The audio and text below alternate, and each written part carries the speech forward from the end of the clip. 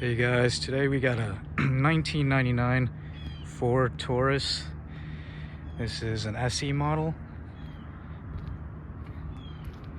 and it's in its typical old school beige color. So this is the SE. This is not the show model with the V8 that everyone wants. This is just the V6. Makes, I believe, 170 or so horsepower. It's not the quickest, but gets the job done. So up front, you've got the standard halogens. These are actually upgraded to LED light bulbs. Those are your turn signals on the inside. Back in '99, lighting wasn't a huge deal, so I got these extra fog lights installed just to see a bit better. On the side, you have side turn signals, which are halogens. Since this is the SE model, this comes with hubcaps, and these are not the original, but similar. Going towards the side, not much going on. Now this was the controversial catfish style, this ovally round style that Ford was going with back in the day. And to say the least, I think I kind of like how this looks. It's not the worst looking car on the road. I mean, you have cars like the Pontiac Aztek that still exist. In the rear, you have your brakes, reverse light, turn signals. These are all halogens, nothing special. That whole bar does not light up. It's just the side, these three colored pieces. Other than that, you have your gas cap, which takes regular, nothing special. And this car was pretty basic. It didn't have much going on with it. One thing that Ford advertised back then was the rear and the front bumpers, which are called 5-mile-per-hour crash bumpers, which means that if you were to hit something under 5 miles per hour or at 5 miles per hour, it wouldn't take any damage. I haven't tested that out yet. I don't plan on testing that out, but I'm gonna take their word for it. I'm gonna pop the hood and show you what's underneath the hood here.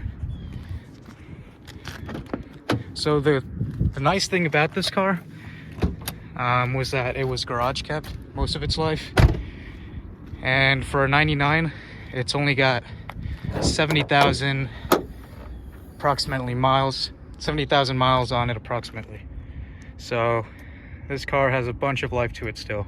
So there you have your 3-liter V6, and I mean, not much else going on here. This car pulls though, as slow as it is.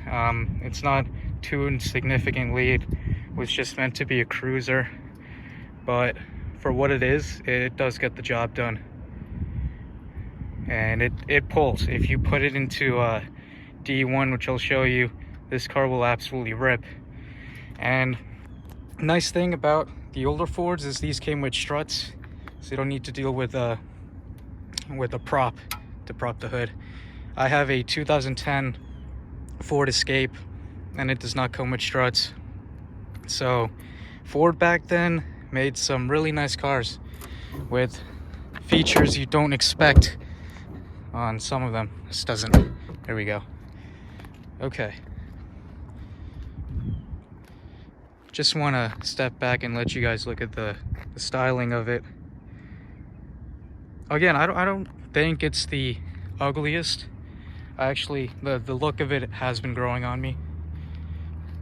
The newer Tauruses are definitely more attractive until Ford stopped producing them in the 2000s. I forgot which year model was the last one, but the Taurus is gone from Ford's lineup. So let's step inside. take a look at the interior. So the interior is probably one of my most favorite interiors. I mean, it's just extremely practical, and I don't know, it's just an interior that I like over my Ford Escape, which is a 2010. But to start off from the left, you got window switches, door locks, window mirror, powered window mirrors. You have your gauge cluster, which was mechanical, nothing digital, nothing fancy like that.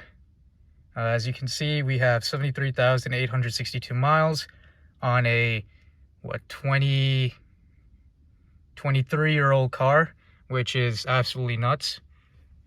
On the side here, you have your, lights, panel dimmer. And the thing about Fords, I'm not sure if this pertains to the newer models, but they liked using only one stock to power everything. So this one stock is both your turn signal as well as your window washer fluid and wipers and whatnot. And this does have a stock as opposed to a shifter in the middle. And there's your horn. This does have cruise control, which is nice, and the cruise control works absolutely phenomenal in this car. I have no complaints. And just looking at the rest of the interior, you can see this sort of like ovally circle design that Ford was going with back then. Everything has this oval shape to it. The switches over here, the panel here, the center dash, I mean, the airbag cover is also a circle. Circle vents, circle side window vents. I mean, everything is just this circular roundy shape, which I like. I mean, it gives the car characteristic, I believe. And it's not just like these newer cars where it's just this giant tablet in the middle and a nice clean vent going along each side and whatnot. Here I do have a few devices plugged in. Let me turn those off. So this is your standard radio, not much going on. And then you have your HVAC controls, vent, AC, heat. You do have a rear defroster. For your radios, I mean, it's pretty standard, nothing too crazy.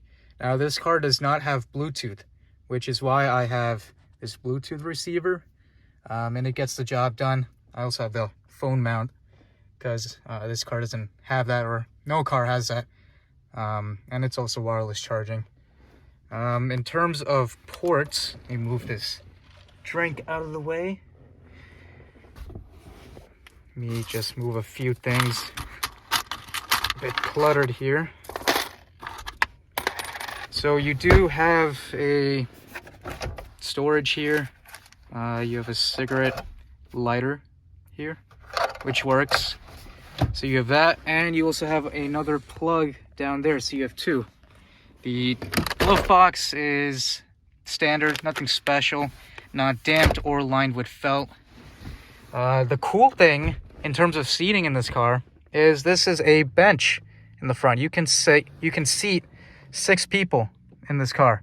So that's the passenger seat, and here's the middle seat. And we actually did utilize this middle seat on my way home one day from college.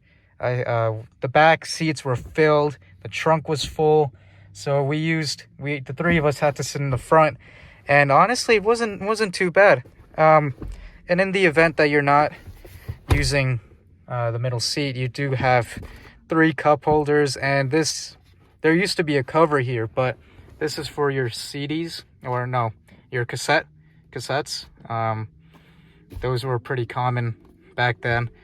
And then you have some extra storage here, and if you put this down, this seconds as an armrest. So the one complaint I have about this car, and it's probably one of the few complaints I have about this car, is these cup holders aren't the best.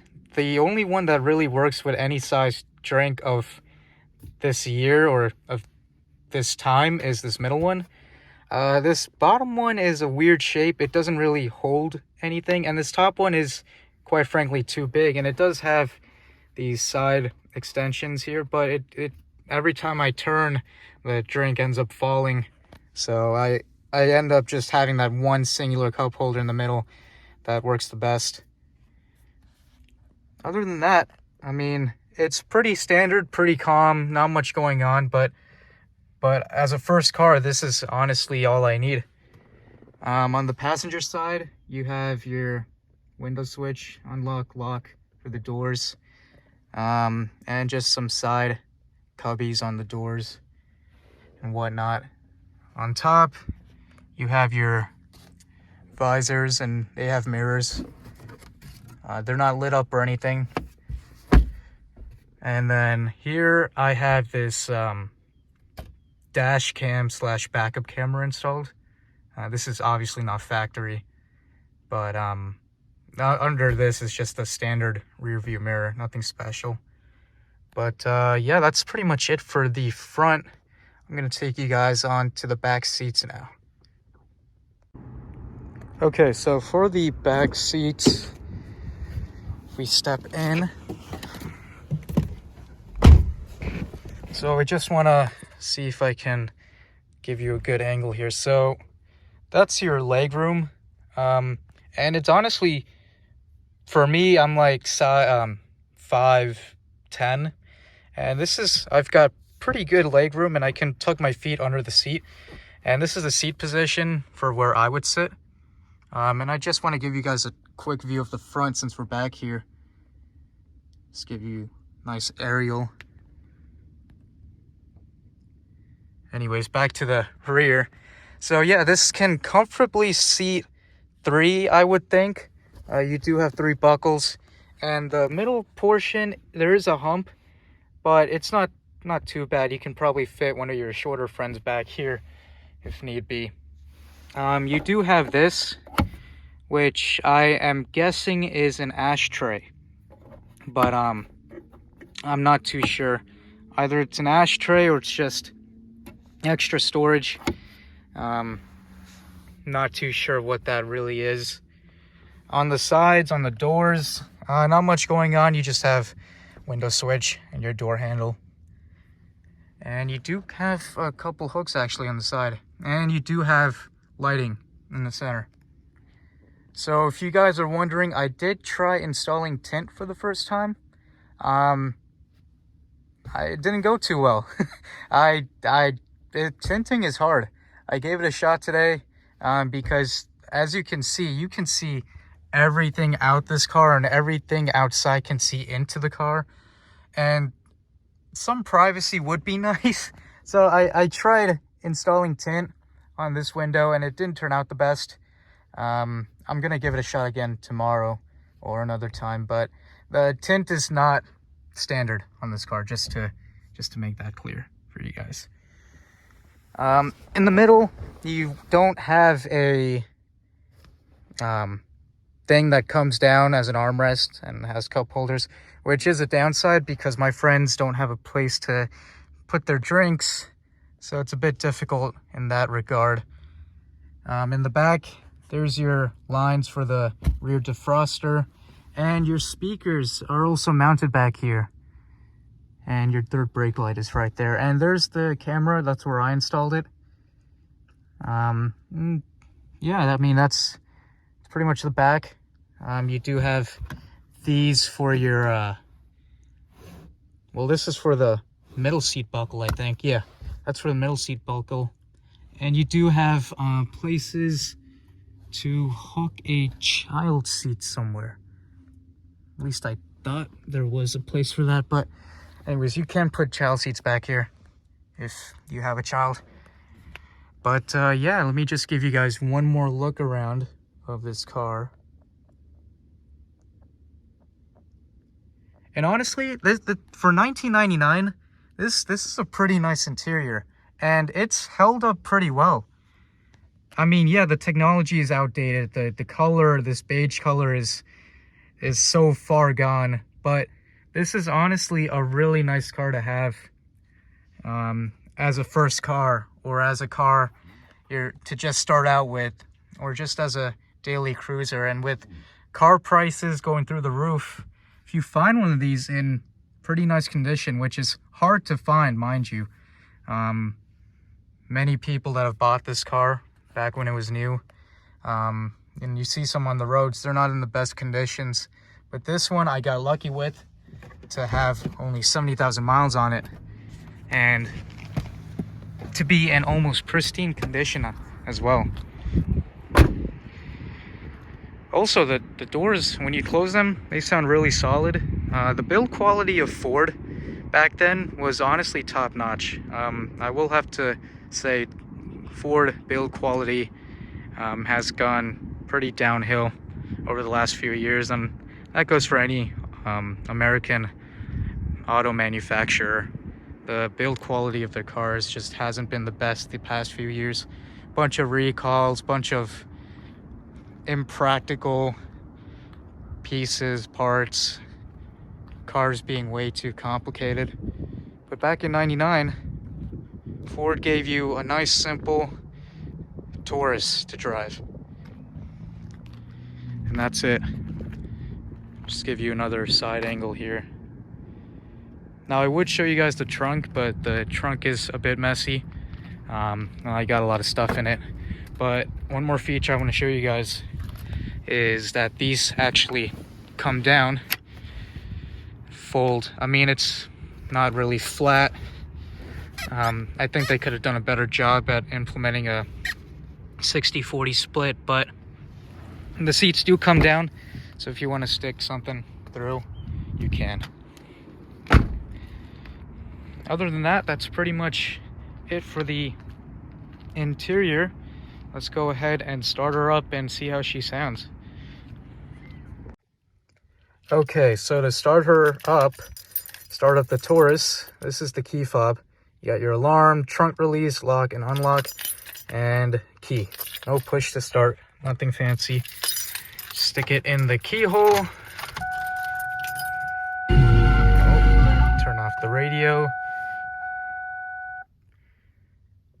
Okay, so these are the lights that pop up in accessory mode. And then to start her up,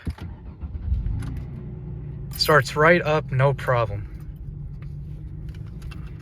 This car does have a bit of a difficult time up here in Buffalo, New York, starting in, sub-freezing temperatures.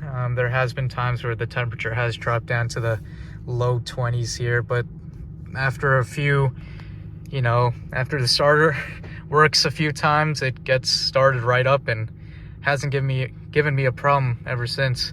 I should mention that the drivetrain for this is front-wheel drive, and if you're wondering how this does in the snow, this does pretty well. I mean, it really grips the road really well. If you have a good set of tires, now we have all-season Douglas tires on them. They're not anything fancy. They were $70 each tire, but if you know how to drive, and if you drive within reason depending on the conditions of the road, you don't need all-wheel drive. The idea that you need all-wheel drive in a snowy climate, I think, is just bogus. There are many cars up here at the University of Buffalo which are front-wheel drive, and they all handle this weather. I believe that, actually, let me show you guys, that Toyota Prius all the way over there, I bet you that's front-wheel drive, and that handled this past winter pretty well. So again, you don't need all-wheel drive necessarily. It's nice to have, but this car is front-wheel drive and it handles well in the snow for me. You guys can see the ABS light is on. I haven't diagnosed that, nor do I plan on, because the brakes do work, and as long as you're not hard on the brakes, that shouldn't be a problem. But yeah, there it is, started up. I want to see if you guys can hear a bit of the exhaust.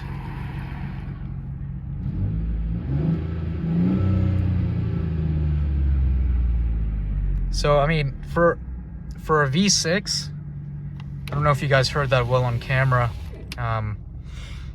this sounds pretty nice, and I don't have any plans on straight piping or removing cats or anything on this car.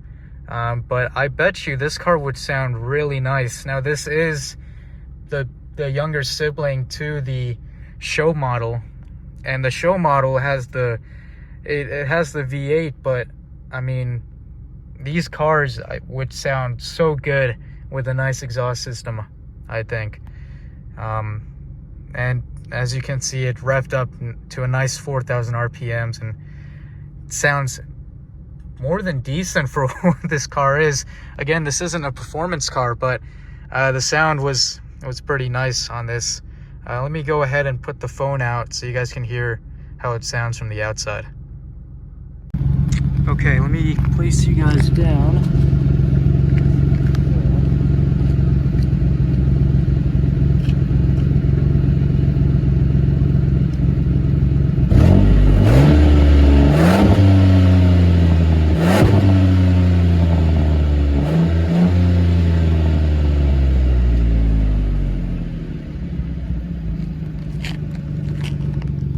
I don't know how that sounded on camera, but it sounded pretty nice in person. But yeah, again, this is not a performance car, so don't go too crazy on the exhaust sounds. But that's how it sounds. Sounds pretty decent to me. Anyways, that was the exhaust. I come from again, the Ford Escape I had was a hybrid, so it didn't have a nice engine sound to it. It just sounded like a go-kart half the time, and as a car guy, that was pretty disappointing.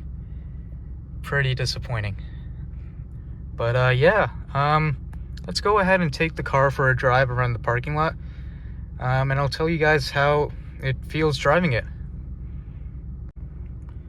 Okay, so hopefully you guys can see that pretty well. Let's go ahead and put the car into drive. As you can see, you have your PRND, and you do have 2 Ds.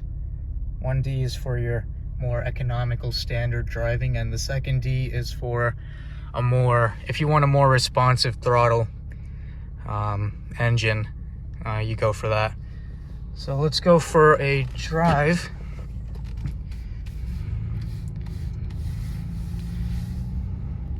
It's a nice day here in Buffalo today. Nice weather as well. So first impressions, for a 23-year-old car, this cruises pretty nicely.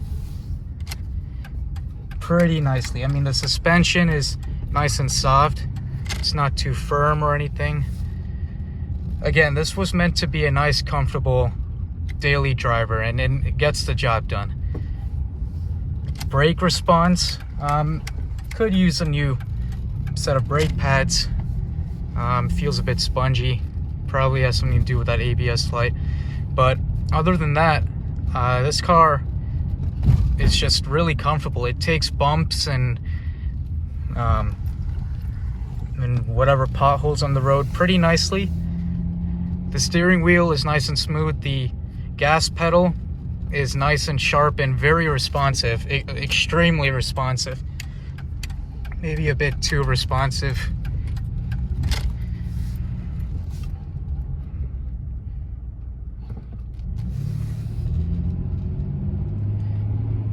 And it just goes. I mean, the acceleration, you don't need too much acceleration. A few bumps there. And for a V6 and for the amount of horsepower this makes, doesn't seem like a lot, but this car uses that 170 horsepower or however much horsepower there is pretty nicely and to the fullest. There was a bit of a squeak when you're turning the steering wheel. I believe that has something to do with the power steering. Other than that, there's no weird noises for this 23-year-old car. Nothing that seems out of the ordinary. Again, it's been garage kept most of its life, so it's been taken care of like a baby.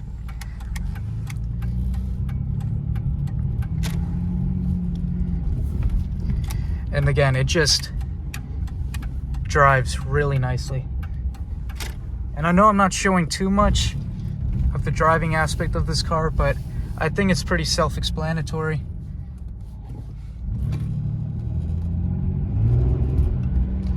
I mean, throttle response is just excellent in this car.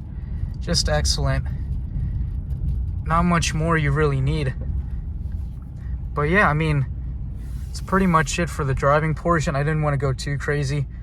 I mean, you guys can pretty much get the idea of how this car drives. It drives nice. Ford back then made some really nice cars, and Ford back then was a company that cared more about the driving dynamics as well as the user experience over whatever fancy technology and whatnot they're putting in cars nowadays. Not that I'm opposed to that, but sometimes people just need a nice simple cruiser, and back in '99 that's exactly what this car was. So again, I'm happy with the car. If you guys are in the market for a car, I would recommend a Taurus. I believe the newer Tauruses aren't that bad either, up until the year model that they're discontinued, obviously. But this generation Taurus, if you can get over the styling of this car, I think this would make a great first car. But yeah, another reason for me, besides showing you guys the car, a reason I wanted to do a review on this car was because I was looking on YouTube and I didn't see too many Taurus reviews, and I thought this car needed a bit more love. So I decided to do a review and show you guys the beauty of what is the '99 Taurus with the controversial catfish design. But yeah, that's pretty much it for this review. Hope you guys enjoyed it. It's my first car review as well, so we'll see. Hope you guys enjoyed this video. Let me know what cars you guys would like to see reviewed. I'm pretty limited as to what cars I can review. This is my own personal car, so this wasn't complicated to review. Pretty simple, actually. But my friend has a Kia Spectra, if you guys are interested in that. Other than that, this is going to be the only car review for now until I can get my hands on a few others. But yeah, thank you guys so much for watching. Leave any comments down below on any recommendations you guys might have in terms of car reviews.